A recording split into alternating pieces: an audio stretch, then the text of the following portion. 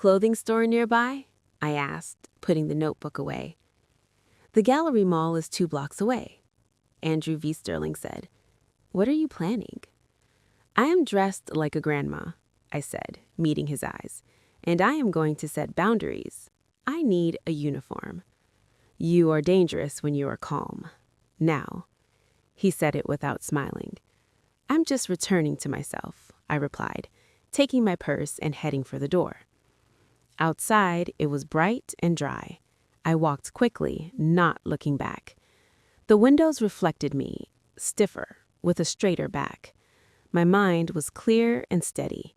Where to go, what to say, whom to call. No pity, no revenge, only order.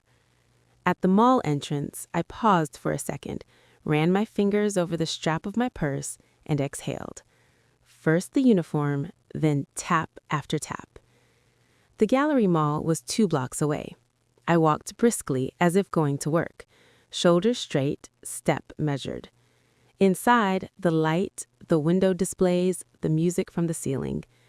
In the classic clothing department, I was met by a consultant with a name tag that read Jenna. Her gaze was attentive without cooing.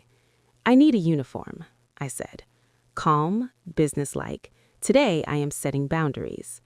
Jenna nodded and disappeared between the racks. She returned with dark blue straight-leg trousers, a white cotton blouse, and a beige linen blazer.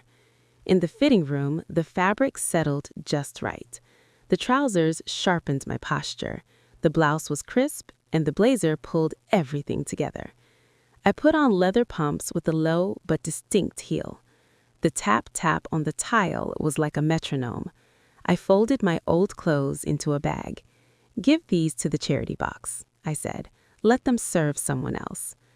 I sat on a soft ottoman by the fitting room, took out my notebook and phone. First call to the service provider. "Good afternoon. I am the contract holder. I request a temporary suspension of services at this address. Internet, cable TV, sports package, and landline number. Reason: repairs start today." The operator read the required warning. The signal would be disconnected within 2 hours. Discounted monthly fee confirmed. Second call to the bank. "I am the primary account holder. I request you block the supplementary card in Lena Everson's name. Reason: security. Please lower the online limits and keep SMS alerts only on my number." "Done," a voice replied. "The changes are now in effect." I hung up. My stomach growled, not from hunger, but from the adrenaline slowly dissipating. On the second floor, in a quiet restaurant, I ordered a mushroom risotto and a glass of dry white wine. I placed my phone next to me, face down. Spoon, fork, breathe. For the first time in a long time, I wasn't eating stealthily or on the run. 10 minutes later, my palm felt a short vibration. A text message from the bank. "Transaction declined. $85, butcher shop, prime ribeye." I smiled, a short, unsentimental smile. Almost immediately, another message flashed. "The cards aren't working. Call the bank.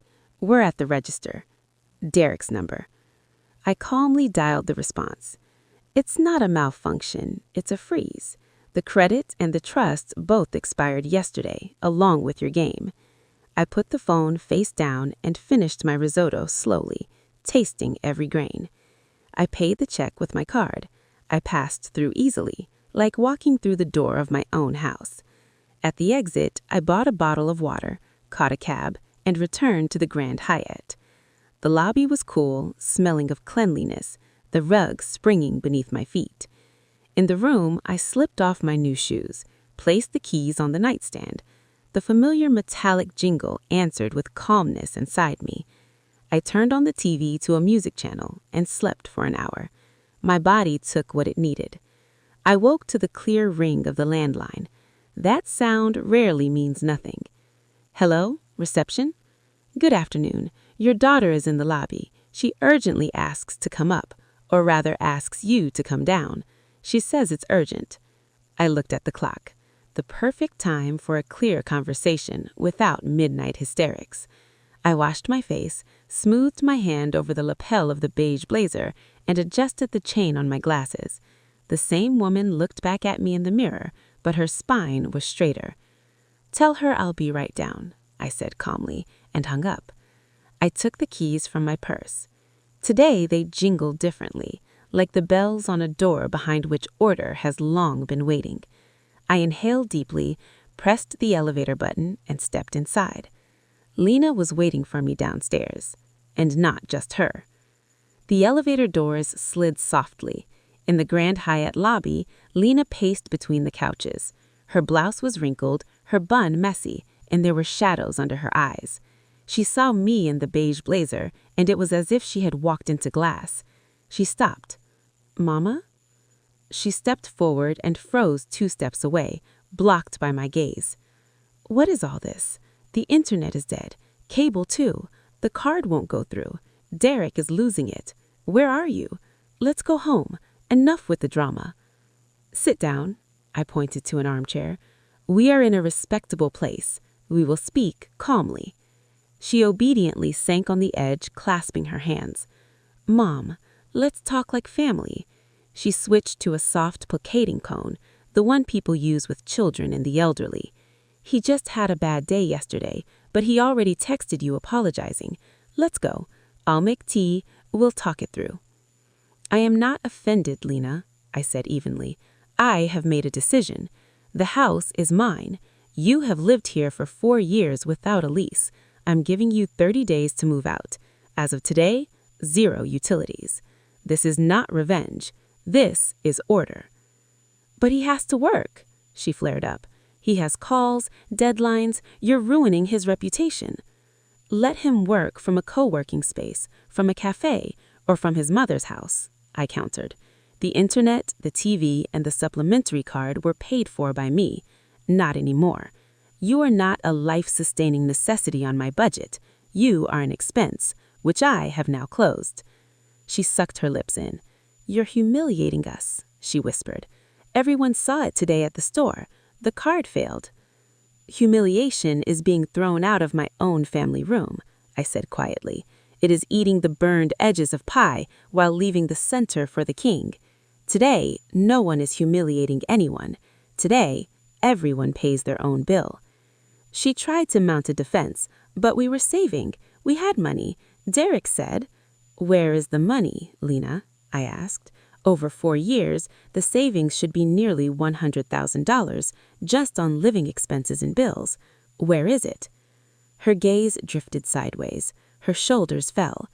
"He said it was tied up in business, investing. He would show me later." "He will show you?" I nodded. "Tomorrow at 10 sharp at Mr. Sterling's office. You are both invited. We will see what your business is."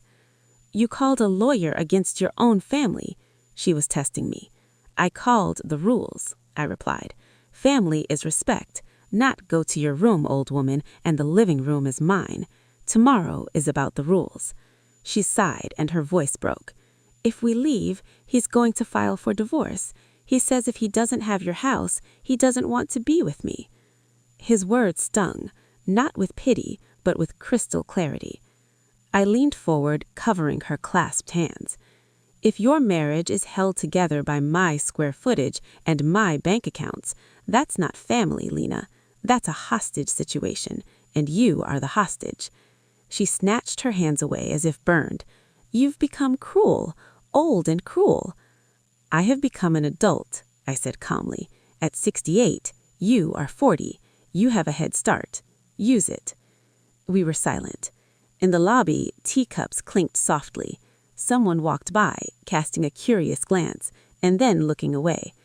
"Just turn the internet back on," she tried again. "He won't cope, and neither will I." "No internet," I said. "But your voice is fine. Tomorrow we talk at the attorney's office. Today, silence." Lena stood up, adjusted the strap of her purse, searched my face for my former softness, and didn't find it. She backed towards the exit. "I'll be there," she tossed over her shoulder. "Be there at 10 sharp." I nodded. She left quickly. I watched her go, and only then did I feel the tension drain out of me. Not a loss of strength, but a normalization of breath. I took the stairs up. I needed the walk. In the room, I turned on the desk lamp and opened my laptop. A message was blinking in my inbox from Andrew V. Sterling. Celeste, notice served. Derek's corporate lawyers have confirmed receipt. He's been sending internal emails pressuring you. The director was copied. Reprimand likely. Negotiations tomorrow at 10 sharp. Both will attend. Sincerely, A.V. Sterling. I closed the lid. Haste is the sister of fear. The king of the living room was already making mistakes. I opened my phone, scrolled through the settings, and turned off the family location app, the same one Derek had installed for my safety years ago. Geo access prohibited flashed on the screen. Good. My dot on the map belonged to me again. I took the keys out of my purse and spilled them onto the nightstand. The metal jingled clean like a new password. Outside, the light stretched along the avenue. The air conditioning hummed steadily. I sat on the edge of the bed and felt it. Order inside. Not victory, not euphoria, just order. Tomorrow at 10, the conference room door would open and 3 people would walk in. Him, my daughter, and the law. The conference room was cool. The air conditioning was blowing cold air. I asked to be seated at the head of the table. To my right, Andrew V. Sterling. Neat folders, pen parallel to the edge. On the table, my driver's license, the deed of title, the notice of termination of gratuitous use. My armor today was simple: a beige blazer, a direct gaze, and paper. The door clicked. The paralegal murmured, "They're here." Derek stumbled in first. His usual arrogance was faded. A wrinkled shirt, his tie loose like a noose, dark circles under his eyes. Behind him, Lena clutched her purse to her chest, her eyes glued to the floor. "Please be seated," Andrew V. Sterling said with his baritone like a judge's gavel. "I'm not here for a greeting," Derek snapped immediately, pulling out a chair. "Enough with the show. We've lived there for 4 years. We have rights." I looked over my glasses. I paused deliberately so his anger would be audible. "Rights are exactly why we are here," I said calmly. "The house is my sole property. You are using it at the owner's goodwill. I have terminated that. The notice is on the table. The deadline is 30 days. "There's something called adverse possession," he shot back. His words tripped over each other. "We possessed it openly as owners. Have you even seen the law?" "I have," I smiled slightly, "and I worked with it for 35 years. Adverse possession applies when the owner doesn't live there, doesn't pay, and doesn't object. I live there, I pay, and I object. You are not owners. You are temporary and loud users." Derek's jaw clenched. He turned his eyes to Andrew V. Sterling, seeking support. "The notice is proper," the attorney confirmed smoothly. "Service was executed. Upon expiration of the deadline, a lawsuit will be filed for eviction and recovery of fair market rent from the date of the notice." "This is illegal," Derek raised his voice. "She cut off our internet, our funds, emotional distress. I'm suing." "Internet is not a life-sustaining utility," Andrew V. Sterling said, unblinking. "If you want it, connect it yourself and pay for it. Lena, tell her." He jabbed his finger at my daughter. "She's destroying our family." Lena blinked. Her lips trembled, and then there was silence again. I slid a folder toward her. "Let the paper speak," I said. "Derek, for 4 years you were supposedly saving for a condo. Nearly $100,000 in savings just on living expenses and bills. Where is the money in business?" He tried to smirk. "Investing, futures, leverage. You old folks wouldn't understand." I like specifics. I pulled a stack of papers from an envelope. 3 loan default notices, and here the broker statement. Margin call. Balance below 0. Derek lunged for the paper, but Andrew V. Sterling's hand landed first. "Put it down. Let your wife read it." Lena took the sheets. Her fingers shook. Her eyes darted over the figures and lines. I saw the moment of realization. Her shoulders slumped. Her mouth dropped open. One heavy tear. not of pity, but of cold awareness. 0? Even a deficit? She whispered. Yes, I said, softer but firm. Nothing was saved. There were bets, games, $85 prime ribeye, and imported beer, all on my card. I would have made it back, Derek flared up. The market is turning around. I just needed one more infusion. And that's why you needed my living room, I raised an eyebrow, to lose louder and to send me to my room in the process? He clenched his fists. The anger in his eyes was undercut by fear. I'm your son-in-law, he forced out. Family is supposed to help. Family is respect and boundaries, I said. You offered neither, and you will receive neither. I stood up. That movement was enough to make everyone straighten. Terms, I stated, clipping my words. 30 days to move out.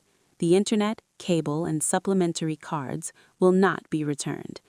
If I hear screaming when I visit to collect my winter clothes, I will immediately call the police and file a report for threats. We'll see how job recruiters feel about that on top of your corporate reprimand.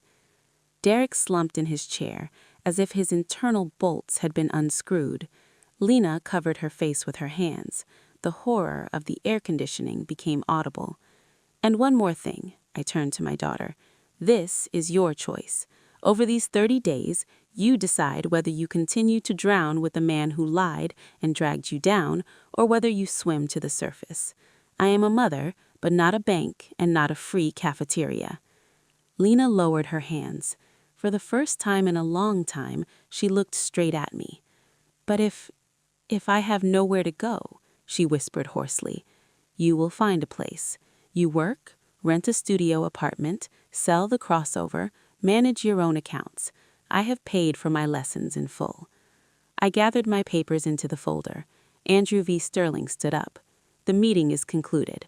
Roman will handle all further contact in writing. I walked around the table. Passing Derek, I stopped for half a step. You can press the remote control of your own life as much as you like, but it doesn't work on my house anymore. In the hallway, the light seemed warmer, the air cleaner. I walked to the elevator and heard the scraping of a chair behind the door. Lena's choked whisper, Derek's short curse. The elevator chimed. The doors closed. My phone vibrated in my purse. Lena. I didn't answer immediately. I took 3 deep breaths and only then pressed accept. I held the phone in my palm. 3 breaths, and then I answered. Mama. Lena's voice was low, like after a cold. I didn't get in his car. Where are you? Downstairs in the parking lot. He's screaming in the car, hitting the steering wheel. I walked away. He told me to get in, but I couldn't. Good, I said calmly. Walk, breathe. Don't rush back to where screams are waiting. She was silent. I could hear the roar of traffic fade in the background. He says you broke the family. Unplugged internet doesn't break a family, Lena. Lies and screaming do. Silence again. Thank you, Mama. Barely audible. It hurts, but I can see. Seeing is the first step, I said calmly. Tomorrow at 10 at Sterling's office. Can you make it? I can. We breathed into the phone for another second, and I hung up. The street smelled of hot asphalt. I left the office, raised my face to the sun, and hailed a cab. Where are we going? To a nice restaurant, I replied. I'm having a celebration today, without toasts. By the window with a view of the riverfront, I ordered clam chowder, a salad, and a glass of dry white wine. I placed my phone face down. My teaspoon clinked lightly against the glass. Sunbeams danced on the tablecloth. I ate slowly, like a person who was her own mistress again. My phone briefly vibrated. Messages from the bank. Transfers to protected accounts complete. Supplementary cards closed. Change of beneficiary on life insurance processed. Confirmation in your online account. I smiled without witnesses. All loose ends tied up. No one else would run into my signature. Almost immediately, an email from Andrew V. Sterling. For your control, upon expiration of the 30 days, Roman will be at the gates at 8 sharp with the handover document and inventory. If there are threats, call. Regarding Derek's employment, the reprimand has been confirmed. I drank the wine to the bottom, like closing a case file. A switch flipped in my head. The final act was scheduled. I paid with my card. I walked along the water. People argued over trivial things. Kids zipped by on scooters. The wind smelled of river air and heated metal. In a store window, I saw myself. The same woman, but brighter inside. Not a victim, not a hero, just an adult.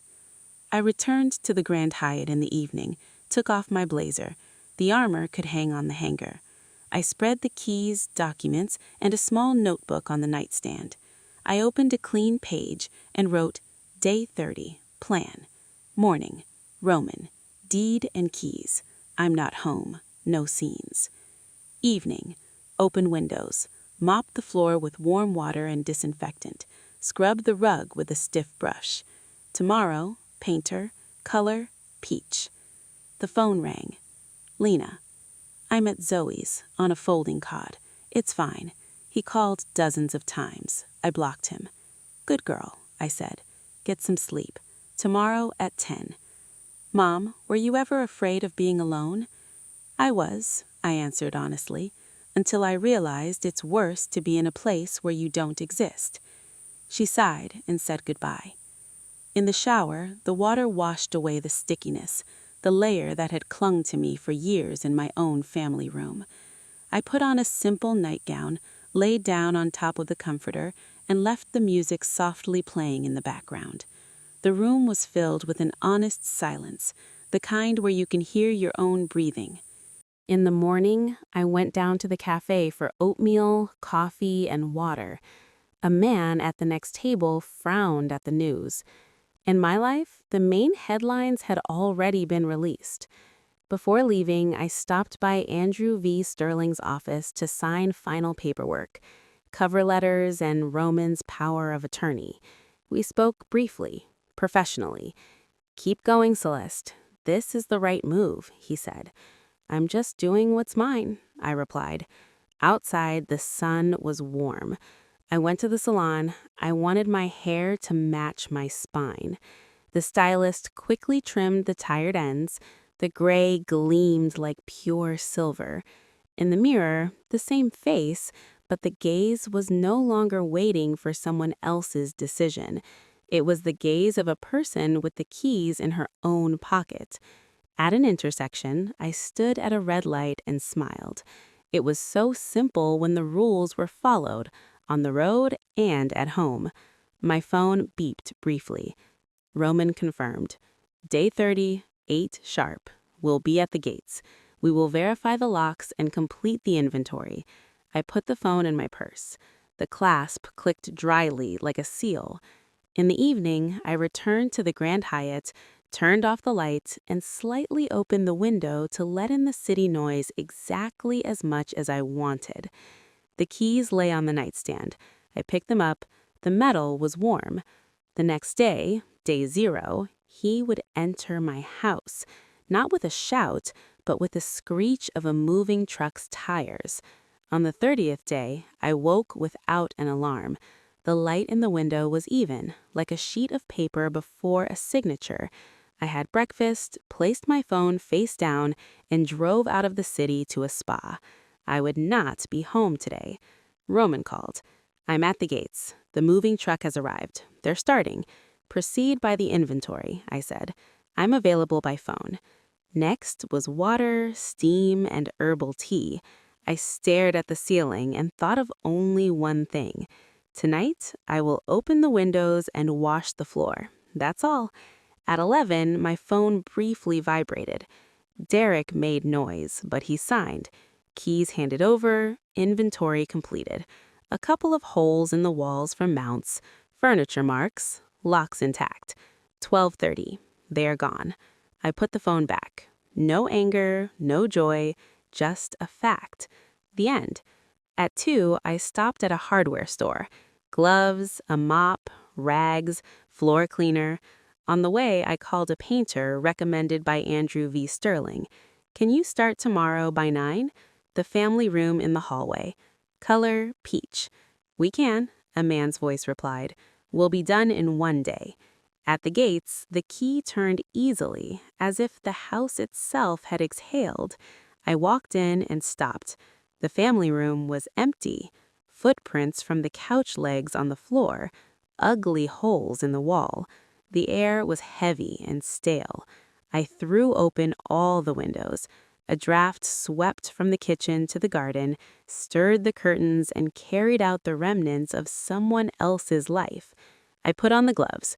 First the shelves and baseboards, then the corners where dust had accumulated for later.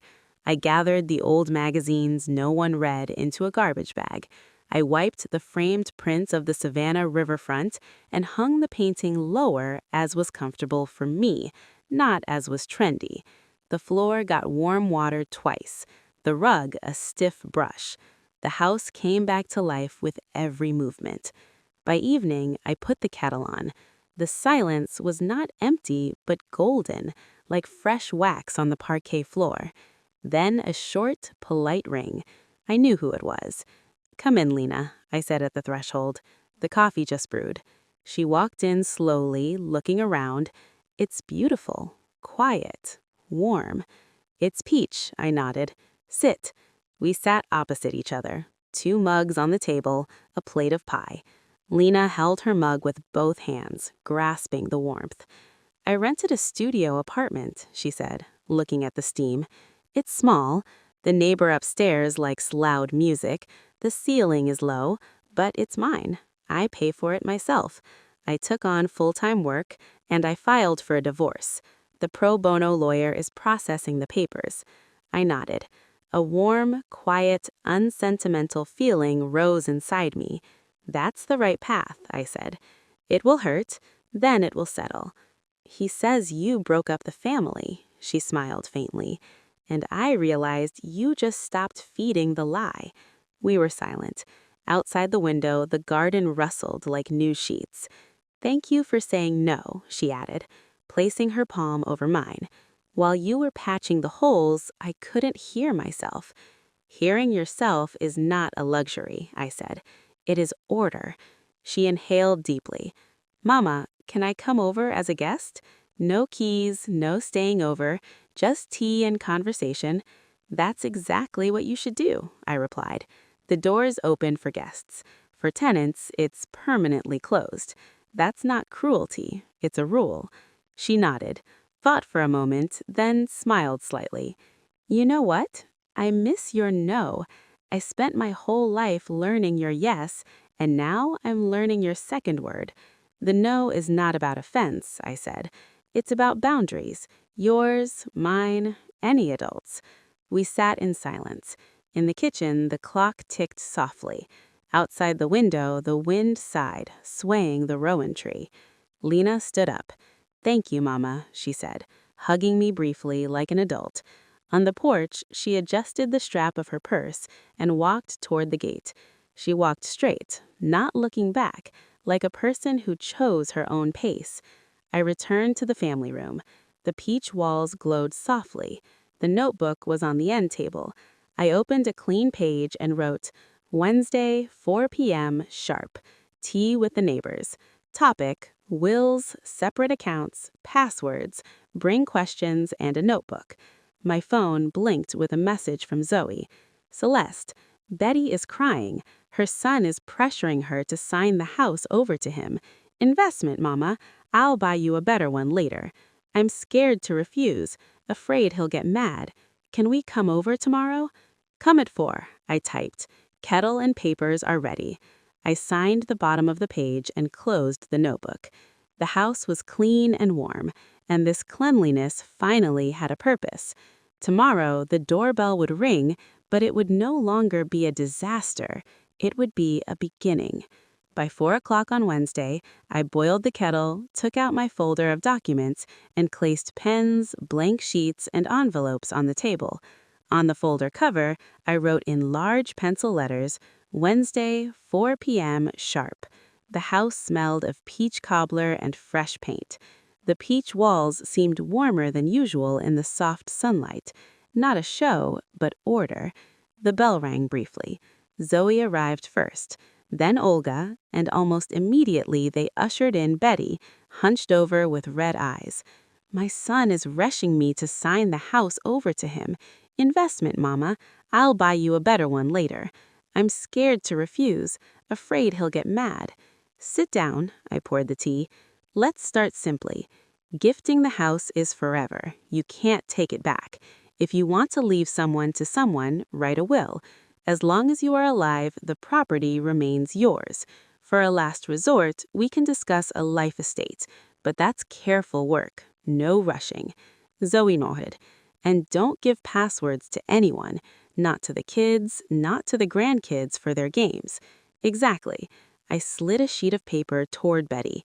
Here's a phrase for you to start the conversation. I am not ready to change the owner of the property. To think about it, yes. To sign, no. Your son will push. Repeat the phrase word for word. If he starts yelling, leave the room. Close the door. You only sign papers when your head is calm. Olga snickered. Next, you'll be giving her the lawyer's number. I will, I nodded. It's Roman, Andrew V. Sterling's associate. He doesn't yell and he reads the fine print quickly. But it's best to not sign anything on emotion or on weekends when the county office is closed. We sat and wrote down short bullet points. Will instead of a gift deed, separate accounts, a receipt for every penny borrowed, a prohibition on shared passwords, a power of attorney only limited and with an end date. I showed them where to find the owner's name on their property tax records, and I explained that staying with Mom for a year turns into a lifestyle after 4 years if you don't call things by their names. Betty initially flinched at every word no, but by the end she straightened up and asked for more tea. Girls, I feel lighter, she said. I'm going home today not to cry, but to talk. We're here every Wednesday, Zoe replied. At 4. Your tea, your questions. They left differently than they had come, not quieter, but more assured. I washed the cups, wiped the table, and threw open the windows. The garden smelled of wet grass. The house felt light. Lena stopped by at 8. She knocked like a guest. Can I come in? Tea still warm. She took off her jacket, walked over to the peach wall, and ran her hand over the paint. It's beautiful, she said quietly. Warm. A house should be warm. Everything else is extra.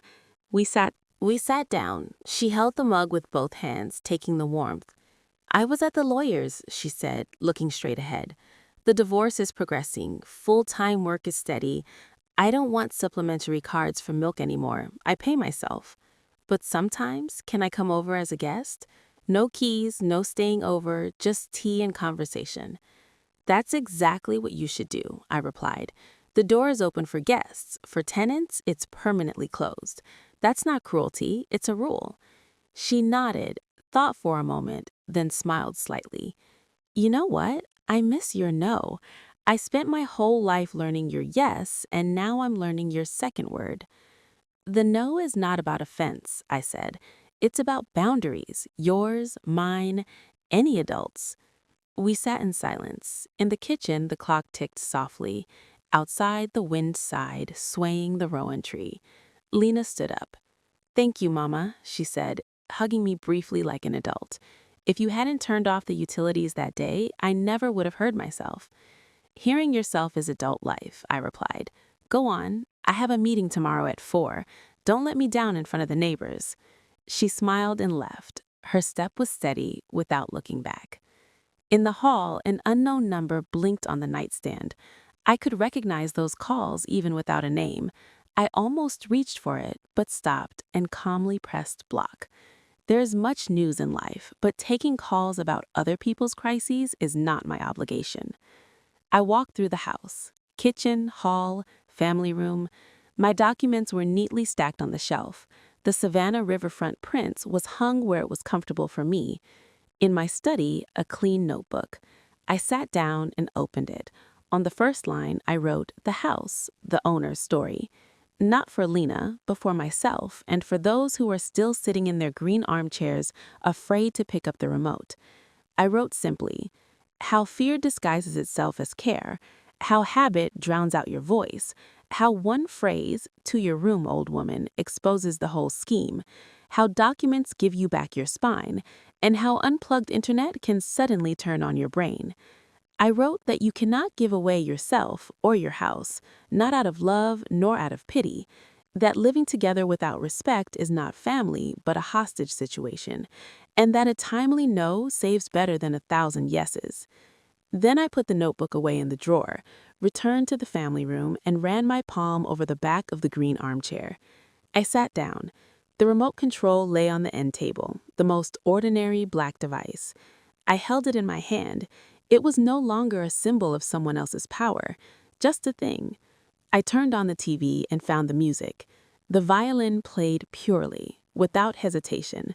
No footsteps from the hall, no turning off, no "to your room." I sat with my eyes closed, listened, and without rushing increased the volume by 1 notch, exactly as loud as I liked it, not quieter, not louder. "Enough," I said aloud, and suddenly I understood that the word meant much more now. It meant I was adult enough to set conditions in my own home. It meant I had enough strength not to save those who weren't asking for salvation, but for cards and square footage. It meant I had lived long enough to understand a simple truth. Ownership is not just about keys and deeds. It's about the right to choose the silence, the people at your table, and the volume of the music. I turned off the TV and listened to the house. It was breathing steadily. The garden darkened outside the window. A branch twitched somewhere. Water clinked in a pipe. Nothing dramatic, just a simple life that I was finally not renting out. In the hall, my beige blazer hung on the hook. I adjusted the lapel, fixing a small detail so it wouldn't build up into a bigger problem. The keys jingled on the nightstand. The metal was warm.